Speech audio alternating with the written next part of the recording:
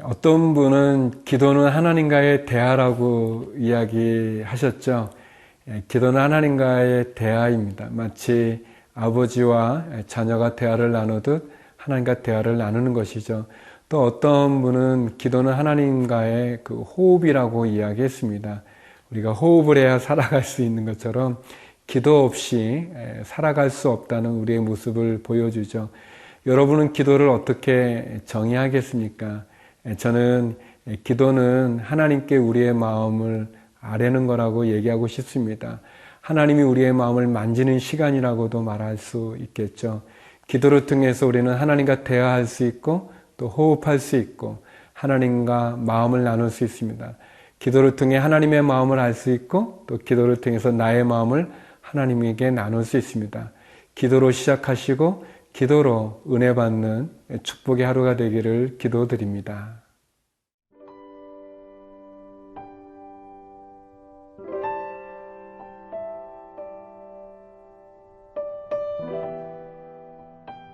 사도행전 1장 12절에서 26절 말씀입니다. 제자들이 감람원이라 하는 산으로부터 예루살렘에 돌아오니 이 산은 예루살렘에서 가까워 안식일에 가기 알맞은 길이라. 들어가 그들이 유하는 다락방으로 올라가니 베드로, 요한, 야고보, 안드레와 빌립, 도마와 바돌로메, 마테와 및 알페오의 아들 야고보, 셀로딘 시몬, 야고보의 아들 요다가 다 거기 있어. 여자들과 예수의 어머니 마리아와 예수의 아우들과 더불어 마음을 같이하여 오로지 기도에 힘쓰더라. 모인 무리의 수가 약 120명이나 되더라. 그때에 베드로가 그 형제들 가운데 일어서서 이르되, 형제들아, 성령이 다윗의 입을 통하여 예수 잡는 자들의 길잡이가 된 유다를 가리켜 미리 말씀하신 성경이 응하였으니 마땅하도다. 이 사람은 본래 우리 수 가운데 참여하여 이 직무의 한 부분을 맡았던 자라. 이 사람이 불의의 삭수로 밭을 사고 후에 몸이 곤두박질하여 배가 터져 창자가 다 흘러나온지라. 이 일이 예루살렘에 사는 모든 사람에게 알려져 그들의 말로는 그 밭을 아겔다마라 하니 이는 피밭이라는 뜻이라. 시편에 기록하였으되 그의 거처를 황폐하게 하시며 거기 거하는 자가 없게 하소서 하였고, 또 일렀으되 그의 직분을 타인이 취하게 하소서 하였도다. 이러함으로 요한의 세례로부터 우리 가운데서 올려져 가신 날까지 주 예수께서 우리 가운데 출입하실 때에 항상 우리와 함께 다니던 사람 중에 하나를 세워 우리와 더불어 예수께서 부활하심을 증언할 사람이 되게 하여야 하리라 하거늘. 그들이 두 사람을 내세우니 하나는 바사바라고도 하고 별명은 유스도라고 하는 요셉이요 하나는 마띠아라. 그들이 기도하여 이르되, 뭇사람의 마음을 아시는 주여, 이 두 사람 중에 누가 주님께 택하신 바 되어 봉사와 및 사도의 직무를 대신할 자인지를 보이시옵소서. 유다는 이 직무를 버리고 제 곳으로 갔나이다 하고 제비 뽑아 마띠아를 얻으니 그가 11사도의 수에 들어가니라. 예수님이 승천하고 난 이후에 많은 무리들, 많은 사람들은 이제 감람산으로부터 예루살렘에 돌아와서 그들은 예수님의 말씀에 순종해서 한 곳에 모여서 기도하게 되죠. 여기 14절에 보면 여자들과 예수의 어머니 마리아와 예수의 아우들과 더불어 마음을 같이하여 오로지 기도에 힘쓰더라. 그리고 그 모인 수가 15절에 보면 한 120명쯤 됐다고 얘기합니다. 꽤 많은 사람들이 흩어지지 않고 예수님의 말씀에 순종해서 모여서 기도에 전혀 힘쓴 것을 보게 됩니다. 120명의 사람이 마음을 같이하여 기도에 힘썼다고 하는 이 구절은 참 중요합니다. 왜냐하면 이들이 모여서 기도에 힘쓸 때 사도행전 2장으로 넘어가게 되면 성령이 임하는 오순절 성령 사건이 일어나게 되는 거죠. 그들이 한 마음을 품고 함께 모여서 기도에 힘쓴 것. 이 원리는 어떻게 보면 지금 이 시대 가운데 우리들에게도 적용되는 중요한 영적인 원리가 있다고 생각합니다. 사람의 마음이 나눠져서는 일을 해내기 어렵습니다. 같은 마음, 한 마음을 품는 게 중요하죠.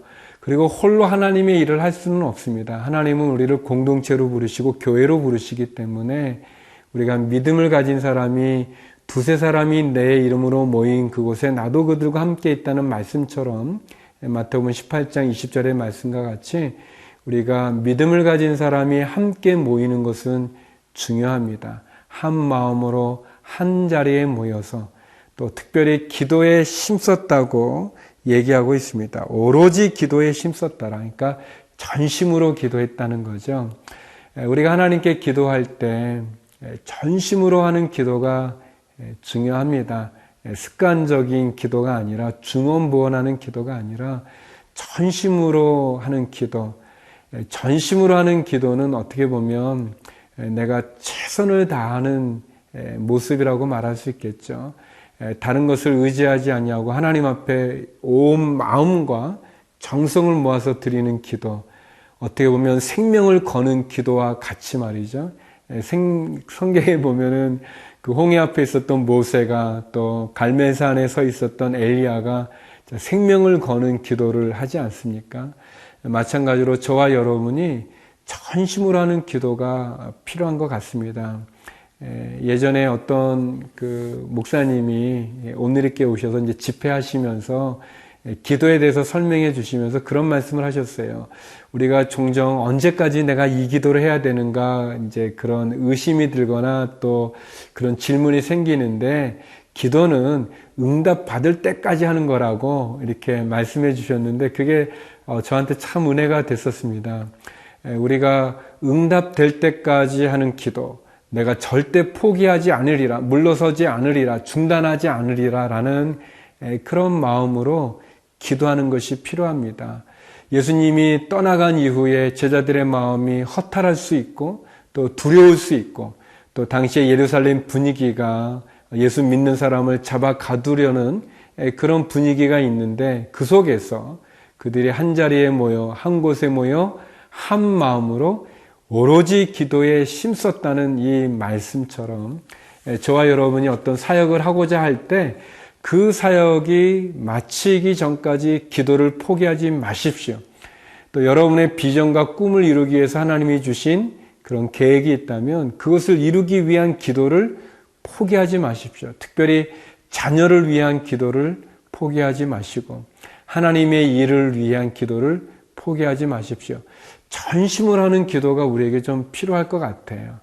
우리가 하나님을 의지한다고 하면서 사실은 사람을 의지할 때가 많고 하나님의 뜻을 구한다고 말하면서 내 생각, 내 뜻, 내 경험대로 하는 일이 많지 않습니까? 그러나 기도하면 하나님이 역사하십니다. 기도하면 하나님의 마음도 알고 하나님의 뜻도 알 뿐 아니라 내 자신이 하나님의 음성 가운데 순종할 수 있는 기회를 갖게 되는 거죠. 기도할 때 하늘의 문이 열려집니다. 기도하면 안 되는 일도 일어납니다. 기적이 일어납니다. 기도로 세상을 움직이는, 기도로 하나님을 움직여 하나님의 뜻을 온전히 이루는 축복의 자리에 저와 여러분이 서기를 원합니다.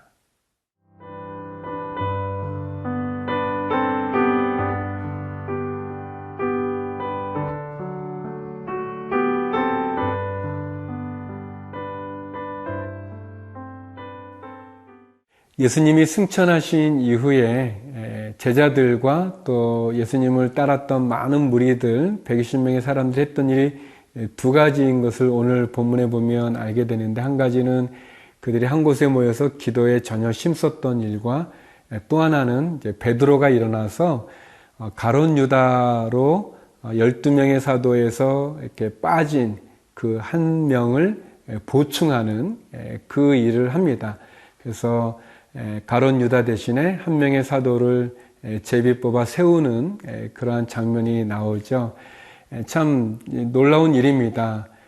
베드로의 그러한 리더십뿐만 아니라 모인 사람들이 이렇게 시스템이라고 그럴까요? 아니면 조직이라고 그럴까요? 그것을 이렇게 정비하면서 가룟 유다로 인해서 비어진 자리를 그대로 놔두지 않고, 공소로 두지 않고 다시 보강하고, 그래서 조직을 또 여러 가지 많은 체제를 잘 구축하는 걸 보게 되는데, 그런 일을 언제 하게 되는가?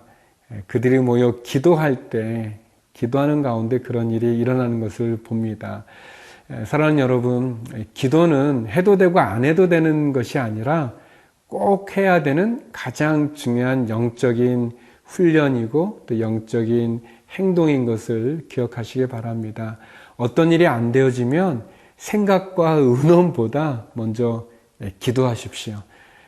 많은 토론보다도 먼저 무릎을 꿇고 기도할 때 엉켜진 실타래들이 풀어지고 막혀진 길들이 열려지는 것을 보게 되고, 기도할 때 하나님의 지혜가 우리 가운데 임하는 것을 경험하게 될 것입니다.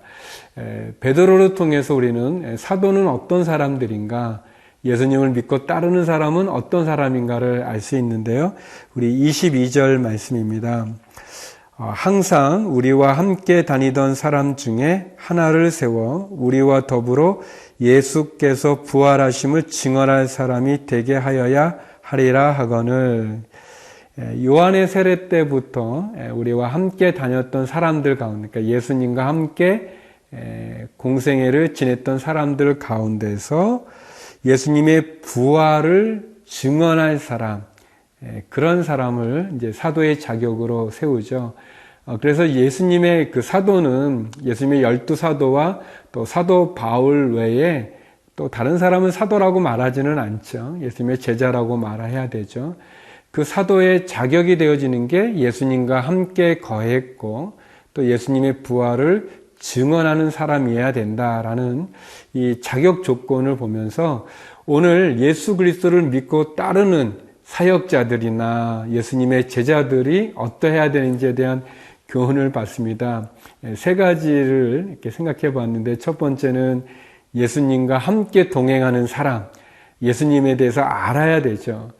우리가 사역자가 된다는 거, 또 헌신자가 된다는 거, 예수님의 제자가 된다는 거는 예수님에 대해서 알아야 되지 않겠습니까? 또 예수님과 동행해야 되지 않겠습니까? 또 두 번째는 예수님의 부활을 증언할 수 있는 사람, 예수님의 부활이라는 것이 예수님의 십자가, 또 그 십자가의 죽음을 깨고 다시 살림으로 구원을 완성한 부활, 예수님의 증인이 되어야 됩니다. 선교사님뿐만 아니라 우리 교회의 목회자뿐만 아니라 리더십뿐만 아니라 모든 성도들은, 모든 제자들은 예수님의 부활의 증인이 되어야 될 것입니다. 그리고 세 번째는 예수님과 함께 동행하고 예수님에 대한 지식이 있는 것뿐 아니라 예수님의 부활을 증언하는 사람일 뿐만 아니라 그 마음 가운데 함께하는 공동체의 마음을 가진 사람, 그 사람이 예수님의 제자요 또 예수님의 사역자로 세움을 가질 수 있습니다. 혼자 독단적으로 일할 수 없고, 예수님은 12명의 제자를 부르신 것처럼 우리가 함께 일하는 게 중요합니다. 한 마음을 나누는 것이 중요하죠. 저와 여러분이 예수님의 제자로 또 예수님의 사역자로 부름받았을 때 예수님에 대한 부활의 증인으로 함께 이를 감당하는 자리에 서기 원합니다. 기도하겠습니다. 거룩하신 아버지 하나님, 전심으로 드리는 기도를 통해서 하나님의 마음을 알게 하시고 하나님의 제자로서 하나님과 동행하며 주님의 부활의 증인으로 한 마음을 품게 하여 주시옵소서. 오늘 하루도 기도하는 모든 기도마다 응답하여 주시고 하늘의 문을 열어 주시옵소서. 예수님 이름으로 기도드립니다. 아멘.